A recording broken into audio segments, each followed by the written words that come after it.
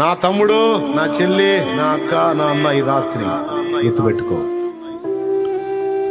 నీ వాళ్లే నిన్ను అంటుండొచ్చు, నీ వాళ్లే నిన్ను అంటుండొచ్చు, సొంత మనుషులే అంటుండొచ్చు, లేదా నువ్వు ప్రాణం అనుకున్న వాళ్ళు నిన్ను అనుకుంటుండొచ్చు తెలియక. నువ్వు వేస్ట్, నువ్వు అలా, నువ్వు ఇలా, నీలో ఈ తప్పు ఉంది, నీలో ఈ తప్పుడు పనులు ఉన్నాయి, నీలో ఈ బలహీనతలు ఉన్నాయి, నీలో ఈ లోపాలు ఉన్నాయి, నువ్వు అలా, నువ్వు ఇలా అంటుండొచ్చు. కానీ వాళ్ళు అన్నట్టు దేవుడు కూడా అంటాడని పొర్రాపాటును కూడా అనుకోవద్దు. అఫ్ కోర్స్ నీలో కనబడ్డ వాటిని బట్టి మనుషులు మాట్లాడతారు. నీలో మరుగై ఉన్నది ఏదో దేవుడికి తెలుసు.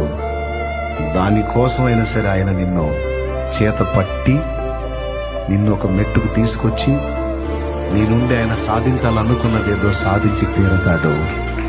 ఆయన అందుకు సమర్థుడు. ఆమేన్.